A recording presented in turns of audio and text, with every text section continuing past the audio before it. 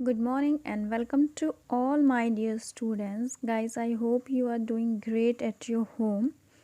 So now today I have to again come in front of you with a new topic from your English grammar syllabus and जैसा कि आप देख रहे हो आज का टॉपिक भी आपको क्लियर हो गया होगा. But now I'll describe one more time कि today I am going to learn you about preposition. आज मैं आपको प्रीपोजिशन के बारे में बताऊंगी कि प्रीपोजिशन क्या है, इसको हम क्या कहते हैं, ये कैसे वर्क करता है सेंटेंस फॉर्मेशन में, और ये सारी चीज़ें हम आज डिस्कस करने वाले हैं. So guys, just start with me. Firstly I am going to tell you कि प्रीपोजिशन को हम हिंदी में क्या कहते हैं. Preposition, if I am talking about in Hindi, तो प्रीपोजिशन जो कि दो शब्दों से मिलके बना है, ध्यान से देखिएगा. The first one is pre and the second is position. तो प्रीपोजिशन जिसको हम हिंदी में कहते हैं संबंध सूचक वाक्य.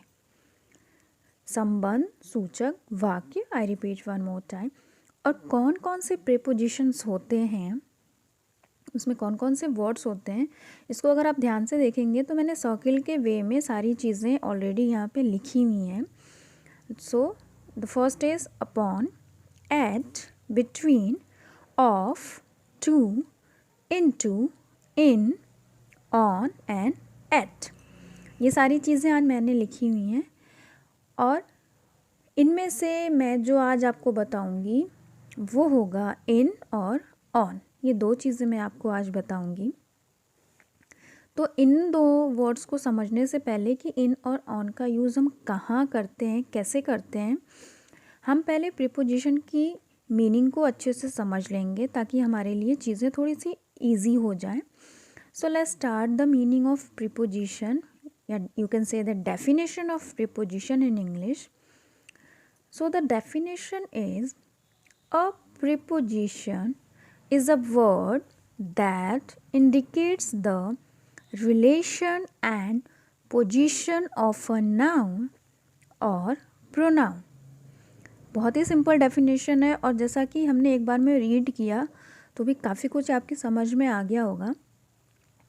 तो अ preposition is a word means कि प्रीपोजिशन वो शब्द है that indicate the relation and position of a noun और प्रोनाउन, जो कि इंडिकेट करना यानी कि प्रदर्शित करना, दर्शाना. वो क्या दर्शाता है, वो किसी नाउन और प्रोनाउन यानी कि संज्ञा और सर्वनाम का संबंध किसी दूसरे के साथ प्रदर्शित करता है. इसको और इजी वे में समझने के लिए, प्रीपोजिशन वो शब्द तथा शब्दों का समूह है जो किसी संज्ञा मीन्स नाउन तथा सर्वनाम मीन्स प्रोनाउन का संबंध किसी दूसरे शब्द से प्रदर्शित करता है या इंडिकेट करता है. तो ये मैंने टू डेफिनेशन लिखी हैं, एक इंग्लिश में है और एक हिंदी में है, और दोनों ही बहुत सिंपल वे में हैं जो कि आपको समझने और पढ़ने में बहुत ही इजी होंगी और आप बहुत अच्छे से समझ सकते हो कि what is the definition of preposition. तो इस डेफिनेशन को और अच्छे से समझने के लिए just have a look some examples. I have already written two example in front of you. So the first example is, the apples are in the basket. And the second is, the birds is on the branch. जैसा कि मैंने आपको बताया था कि आज मैं आपको इन और ऑन बस दो वर्ड्स को ही डिस्क्राइब करूँगी कि इनका यूज़ आप करके कैसे प्रीपोजिशन बना सकते हो. तो एग्ज़ाम्पल भी जो मैंने आपको दिए हैं वो इन्हीं टू वर्ड्स के दिए हैं अगर आप ध्यान से देखेंगे तो. The first is, the apples are in the basket. इनको मैंने सर्किल किया है क्योंकि जो इन है वो ये बता रहा है कि जो एप्पल है वो बास्केट के में है या बास्केट के अंदर है. इन मीन्स होता है अंदर या में, तो जो भी आप चाहें. तो जो फर्स्ट सेंटेंस वो ये बता रहा है कि जो एप्पल है वो बास्केट के अंदर है, इसलिए हमने इन यूज़ किया है। The second is the bird is on the branch. जो बर्ड है या जो चिड़िया हैं वो ब्रांच यानी कि जो पेड़ों की टहनियाँ होती हैं उसके ऊपर। ओके, तो जैसा कि आप देख रहे हो कि मैं सिर्फ आपको इन और ऑन दो ही बताने वाली हूँ। ये मैंने ऊपर भी आपको डिस्क्राइब किया था। इन का मैंने आपको बताया था अंदर, और ऑन का ऊपर या बाहर, आप जो चाहो वो बोल सकते हो। दोनों फॉर्म में आप इसको यूज़ कर सकते हो। प्रीपोजिशन को और बेटर तरीके से इन ऑन के कॉन्सेप्ट को समझने के लिए, now just look at this. I have already drawn some pictures, या you can say that 2 pictures for you.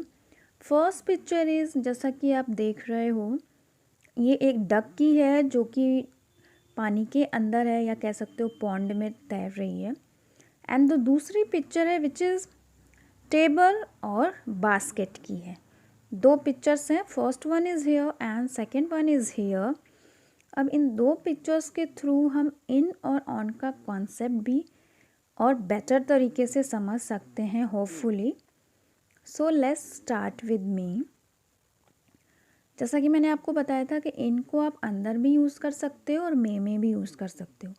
तो जो ये डक है वो पानी के अंदर है, सो दैट इज़ वाई हम यहाँ पे यूज़ करेंगे इन।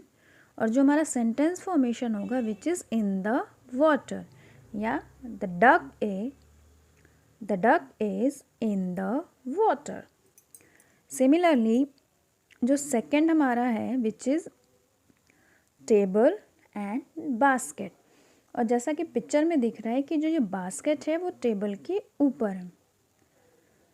बास्केट टेबल के ऊपर है। ऊपर का हमने आपको बताया था ऑन यूज़ करेंगे हम। सो हमारा जो सेंटेंस फॉर्मेशन होगा which is on the table. On the table, the basket is on the table, यानी जो बास्केट है वो टेबल के ऊपर है। तो इन दो एग्जाम्पल्स के थ्रू हम इन और ऑन का कॉन्सेप्ट समझें। इसके अलावा हमने प्रीपोजिशन भी समझने की कोशिश की कि प्रीपोजिशन किसे कहते हैं। तो जैसा कि मैं हर बार बताती हूँ कि एक रिवीजन बहुत इम्पॉर्टेंट होता है, तो इसमें भी हम रिवीजन करेंगे, बट हमारा रिवीजन डेफिनेशन को लेके होगा, क्योंकि सबसे ज़्यादा इम्पोर्टेंट डेफिनेशन है। अगर हम डेफिनेशन अच्छे से समझ जाएंगे तो हम प्रीपोजिशन भी कहाँ यूज़ करना है, कैसे यूज़ करना है, ये भी समझ जाएंगे। सो let's start one more time and read the definition of preposition. A preposition is a word that indicates the relation and position of a noun or pronoun. Okay, means कि जो preposition है वो शब्द तथा शब्दों का समूह है जो किसी संज्ञा तथा सर्वनाम, मीन्स आप कह सकते हो नाउन और प्रोनाउन का संबंध किसी दूसरे से प्रदर्शित करता है। Isn't it? So I hope आपको ये प्रीपोजिशन का कॉन्सेप्ट समझ में आया होगा और आप कोशिश करोगे इसको और अच्छे से समझने की। सो चीज़ों को और बेटर तरीके से हम तभी समझ पाते हैं जब हमें उसकी प्रैक्टिस करते हैं। और प्रैक्टिस के लिए मैं आपके पास एक सिंपल सी एक्सरसाइज लेके आई हूँ, और ये एक्सरसाइज भी हमारे इन और ऑन पे बेसिस है। कैसे है? Just look at this. You have looked at this some pictures. One is already done for you. So we'll start from here. The dash the branch. इन्होंने लिखा है dash and the branch. और जो picture show हो रही है उसके according जो मंकी है वो ब्रांच के ऊपर है। Yes, तो हमारा जो यहाँ पे आएगा preposition which is on the branch. Second is duck पानी के अंदर है। ये एग्जाम्पल हमने एक बार और अभी यूज़ किया था। सो डैश द वाटर, तो जो हमारा सेंटेंस बनेगा which is the duck in the water. Okay, next is table and basket, तो जो बास्केट है वो टेबल के ऊपर है, तो यहाँ हम यूज़ करेंगे on the table. Next is जो पिक्चर आप देख रहे हैं इसमें फार्मर्स हैं, किसान हैं जो अपने खेतों में हैं, खेतों के अंदर हैं, तो हम इसमें यूज़ करेंगे in the field. Next is dash the horseback. और इस पिक्चर में हम साफ साफ देख सकते हैं कि जो ये पर्सन है, जो गर्ल है, वो हॉर्स के ऊपर है। So I am using on. Okay, so I hope आपको आज का ये कॉन्सेप्ट समझ में आ गया होगा। आप बहुत अच्छे से प्रिपोजिशन कर लोगे with example and with exercises. So now I'm going to wind up my chapter here. Tomorrow I will come with a new topic. Till then, have a nice day.